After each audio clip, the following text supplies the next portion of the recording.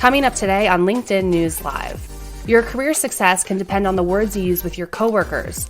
We'll speak with two experts on how your communication can help or hurt combating bias at your job. Plus, the latest insight from our workforce report, 10 cities where optimism never dies. Coming up next.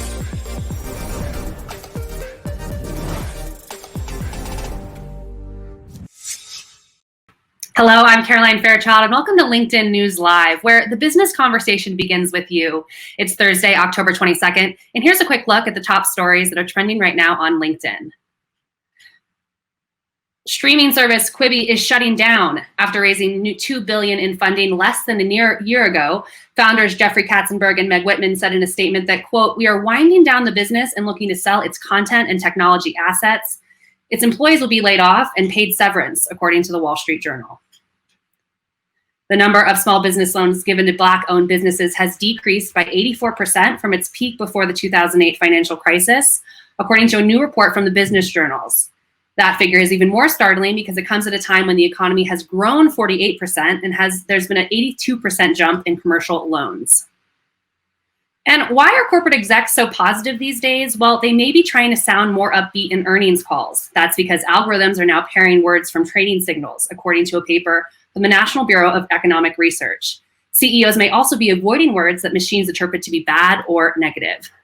For more stories like these, be sure to check out the news module to the right of your LinkedIn feed, or if you're in mobile, click into that search box. The coronavirus pandemic continues to have a massive impact on economies across the country, but certain cities are faring better than others. Joining us now to discuss the latest findings of our Workforce Confidence Index is Senior Editor-at-Large George Anders. George, welcome to LinkedIn News Live. Thanks, Caroline. Nice to be here. As always, I'm an optimist. I know that you're an optimist. Let's start with the bright spots. What cities are doing well right now? So at the very top of the list is Colorado Springs, and close behind it are Provo, Utah, and Tampa, Florida. Actually, the Tampa-St. Pete area. And then we see Atlanta, Greenville, South Carolina, Memphis, San Diego. The one outlier from the Sunbelt story is Providence, Rhode Island, which has bounced back, and it is also in the top 10 in confidence. Yeah, I noticed that 5 of the top 10 are from the southeastern part of the United States. What are they doing right there? So there are a couple things that are driving that. And the first is steady population growth. And I was talking with economists at CBRE who explained that once you've got more people coming into a city, that's more jobs for teachers, that's more jobs for police people, that's a lot more construction work, that's more customers for every store. So a growing population will really boom an economy. The other thing that we see in just about all of these southeastern locations is they are becoming logistics hubs. So when you think about all of those shipments that are moving through, all of those new Amazon warehouses and fulfillment centers, a lot of that is coming into their area, and that's more jobs and that's more opportunity. A tweet this morning, someone was saying that they're spending about 30% of their free time right now breaking down Amazon boxes, and I really agreed with that. We're all getting so many shipments during this time. George, of course, there are a lot of cities right now that are suffering from high unemployment as well. How is that impacting confidence, and where are the not bright spots right now? So we see that strongly in a couple places. Las Vegas is one of the lowest scores on confidence. And if you think about it, the casino, the hospitality, the convention business is still in a very difficult place relative to where it was pre-COVID. So they've got high unemployment in Nevada. It's the most, after Hawaii, it's the highest unemployment state. And Las Vegas's confidence is not where they would like it to be. We see something similar in Chicago as well. Illinois has more than 10% unemployment still, which again is among the nation's most problematic. And that's a low confidence area. Sacramento, Portland pop up on that list as well. Cincinnati, Grand Rapids. So yeah, there are places in the country that have not yet caught the updraft that other ones are seeing. And we talked a little bit about logistics, but what are some of the other industries right now that are seeing the biggest uptick at this point during the pandemic? So one of the big trends that we've seen, and this goes all the way back to April, manufacturing has come back strong. And originally, there was a lot of shutdowns that affected it, but we are, at a high level of industrial production. So that's been an area. Energy has come back to some degree. Again, that was hit really hard. Restaurants and hospitality that, we can now go out in most places, and it's not quite like it used to be, but there's outdoor seating for sure. There's some amount of indoor seating, and that means a lot of people who are furloughed or laid off are now coming back to work. So, we're seeing, In some cases, a fast recovery. In some other cases, a very slow, drawn out, partial one. But it's a lot better than where people were back in April or May. It is a lot better. And we're seeing a lot of businesses reopening right now. I know that you spoke to a lot of business owners for your story. How are they feeling? Is it different in different cities? And what does reopening really look like and feel like for these owners who've been shut down for so much of the pandemic? So it's really step by step. I mean, one of the people I quote in the piece is the manager of the Broadmoor, which is a spectacular resort in Colorado Springs. And yeah, they're taking it step by step. I mean, they're not, they don't have as much golf. They don't have as many people coming in for the spa, but they have something. And one of the points they made is that people want to meet face to face. There's only so much you can do on a video conference. And they've had more than 120 face-to-face meetings, mini conferences being booked at their resort, as people are just looking for some way that they can sit down and talk in person. So it's more of a glass half full story at this stage, but step by step, people feel that we're starting to get back to a better place. Well, you mentioned face-to-face meetings, and while I miss sitting down with you in the office and having those meetings itself, tech companies are doing well right now because they've been so easily adjusted to work from home and doing a lot of work remotely. Are tech companies doing anything else right now that is making them adjust to this new normal? Well, the biggest thing on the tech side is they're hiring. And you can think about companies like Netflix, where what are we going to do with all our time at home? We're going to watch movies. Zoom, which is making so many of those video conferences possible, they're hiring at a big rate. But if you also think about enterprise software, all of the services that we use to cover payroll, to cover HR, to cover accounting, a lot of that works just fine remote. In fact, it's almost built for that environment. So the tech sector has been a strong area of job growth. And when jobs are growing, people are going to feel more optimistic. And one of the things that I enjoyed about your reporting is that you spotlighted Provo, Utah, which I don't know if a lot of members in the stream know is really a tech hub right now. How did that become such a tech-centered city, and what are they doing right now? The Provo is one of the overlooked stories in the geography of tech in the U.S. Qualtrics is a company that I've reported on for 5 or 6 years now. They do a lot of the employee surveys where you're asked to fill out how do you feel on a scale of 1 to 7. And all you have to do is look at your own email traffic. We are filling out that 1 to 7 for things again and again and again, and they do a great job on the data side. And clearly, being in Utah, they've got an advantage that there's a large Mormon population, a lot of people who have been on mission and come back, and that ends up being a great sales force. It ends up being a multilingual force. Brigham Young University, University of Utah are both good sources of tech talent. So yeah, it's been growing and growing, and there's just a whole cluster of companies with multi-billion-dollar valuations that have started in Utah and have built their own area of tech expertise.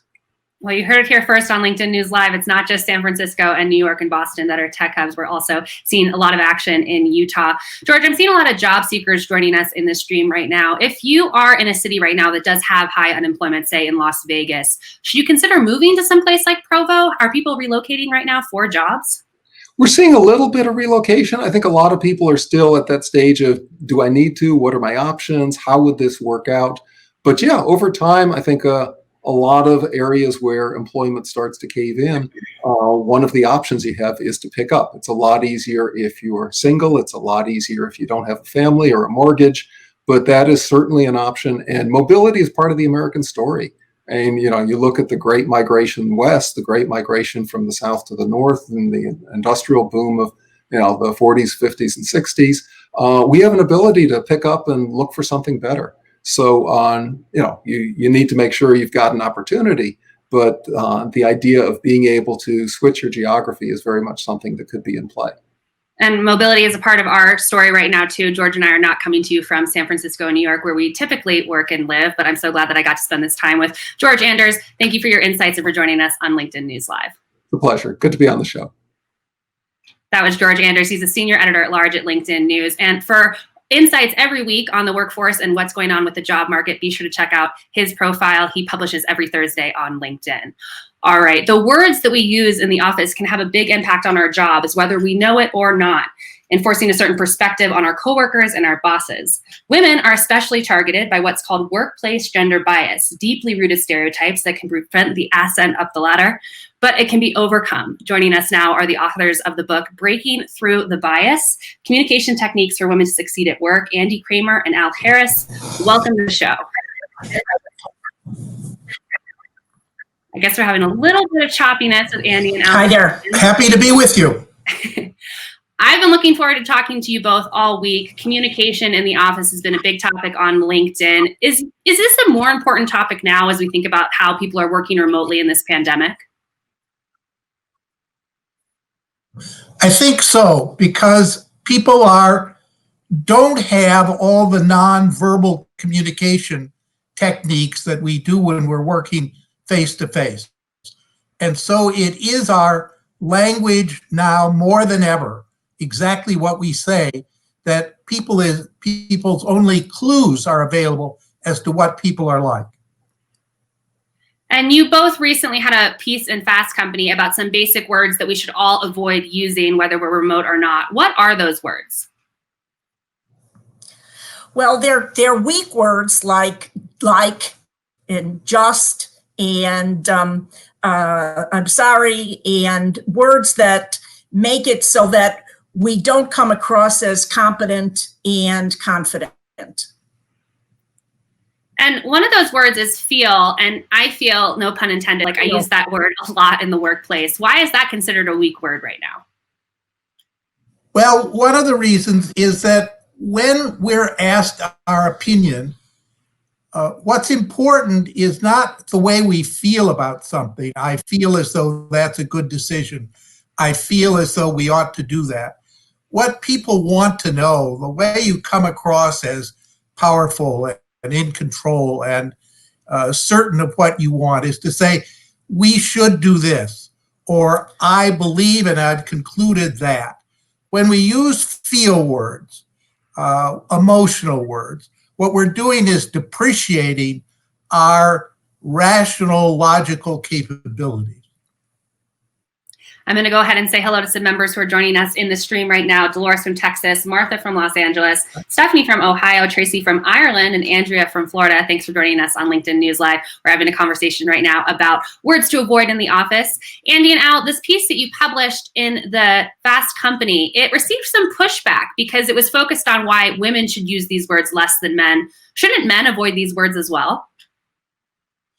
Men should absolutely avoid them, but the problem is that because of the stereotypes and the gender bias that we have in the workplace against women, it is held against women more than it is against men.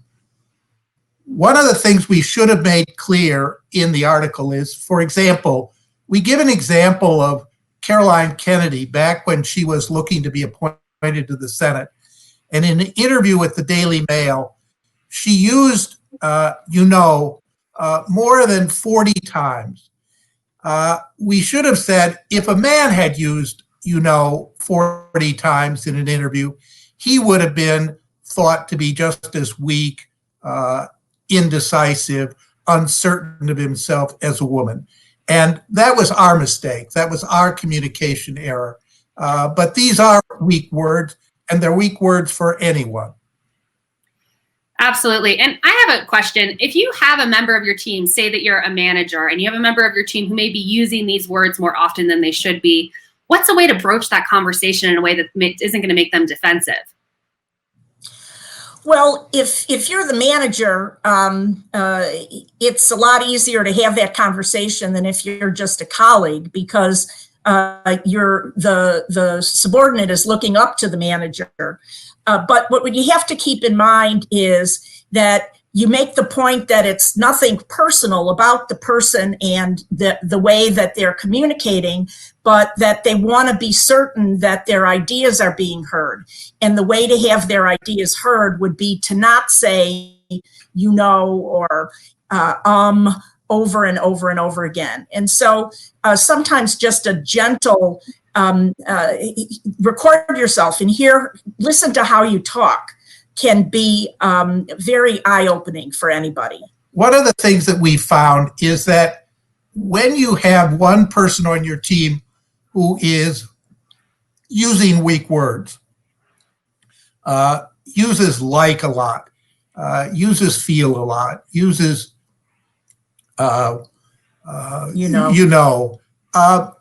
it often helps to make a general presentation about language to your entire team.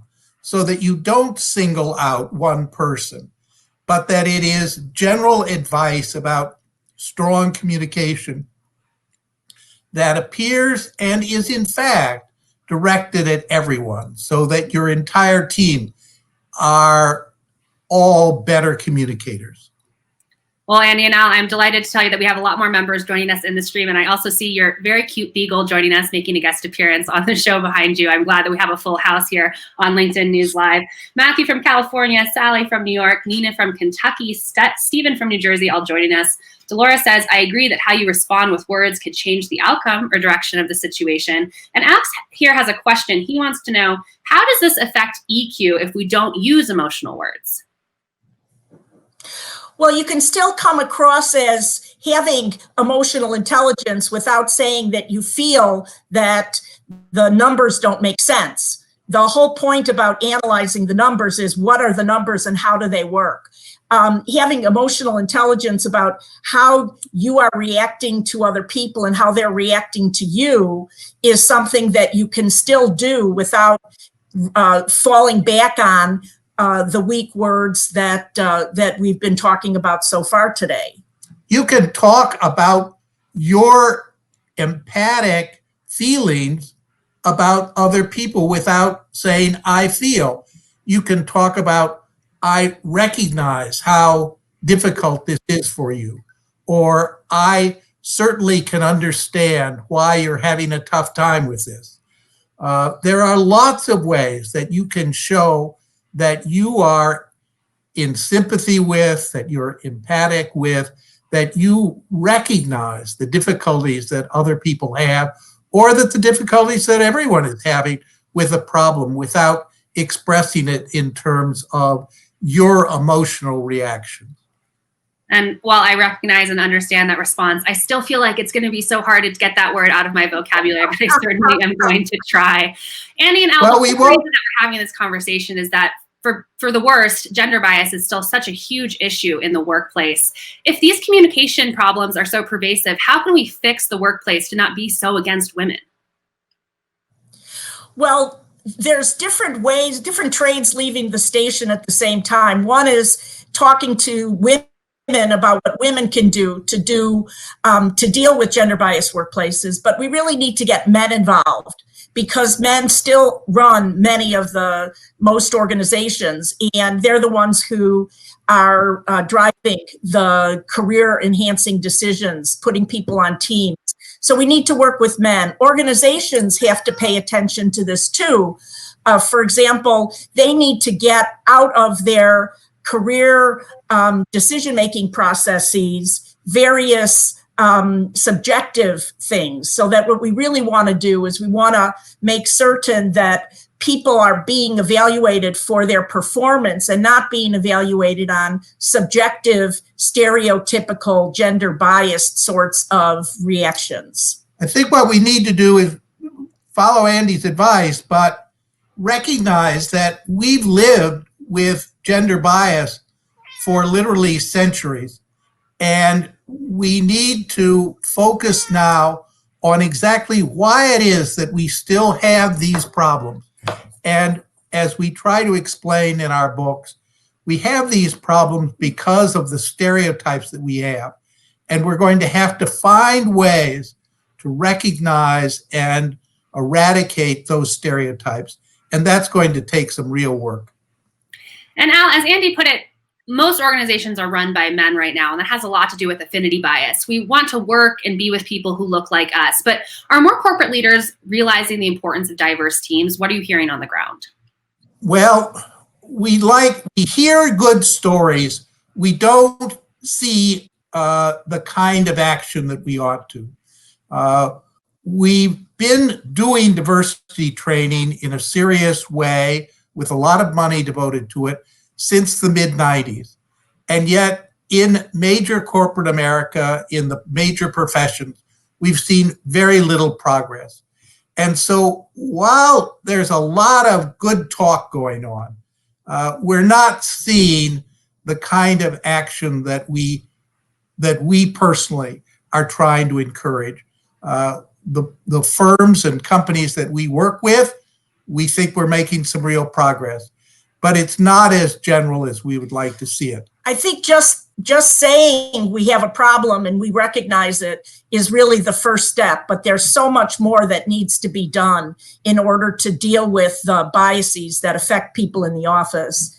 And you mentioned affinity bias, the sense of feeling more comfortable with people that look like you, act like you, went to the same schools or live in the same neighborhoods or whatever.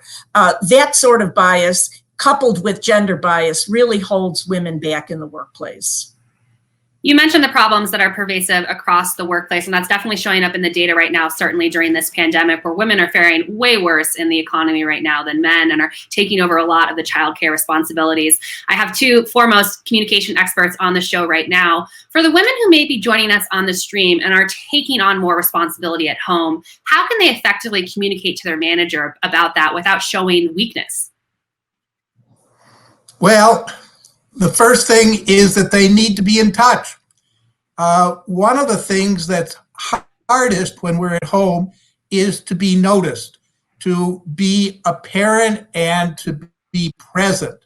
And that requires a very much of a proactive effort on the part of women in particular. They need to find ways to stay in touch with their managers, to stay in touch with their colleagues, and to stay in touch with those people that are evaluating their careers. It isn't enough to simply put our heads down, do good work, and think that we're going to be recognized. Now more than ever requires constant, proactive, out front efforts to be apparent, to be noticed, to be seen as a positive member of a team. And I would add to that these women, it's a hard thing to do, but we ought to be having conversations with our significant others as to what they're going to be doing, our spouses or our partners, about the fair share of some of this responsibility for these kids at home.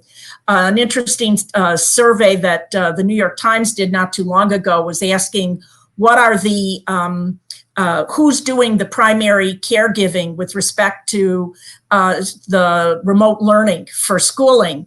And well over 50% of the men said that they were the primary caregiver, but only 3% of the women said that the men were the primary caregivers. So what we have is we have a difference of opinion of over 50% in just that one instance. So women need to be having serious conversations with their family members as well as with their managers. But that points up the fact, and maybe this is where you were going, Caroline, there's gender bias, not just in the workplace, but in the home. There is an expectation that is shared not just by men, but by men and women, that women should bear the great bulk of childcare responsibilities and domestic responsibilities. And that's got to end if we're going to achieve real gender parity in careers. I completely agree, and I'm happy to report that it's actually my husband who takes on a majority of the responsibilities within this home, so no need for some communication tips there, but I know I speak for the stream when I said I certainly learned a lot about how to more effectively communicate in the office. Andy and Al, thank you so much for joining us on LinkedIn News Live. Thank you very much. It's been our pleasure. Bye now. That was Al Harris and Andy Kramer joining us to talk about their book, Breaking Through the Bias, and also just some communication tips that we all need right now through the pandemic. I want to thank them for joining us on LinkedIn News Live. Tomorrow, my colleague Andrew Seaman will be sitting down with the founder of CV Labs on how to improve your resume on Get Hired Live. You don't want to miss that. It's at 12 Eastern tomorrow on the LinkedIn News page. I'm Caroline Fairchild. Thank you so much for joining us.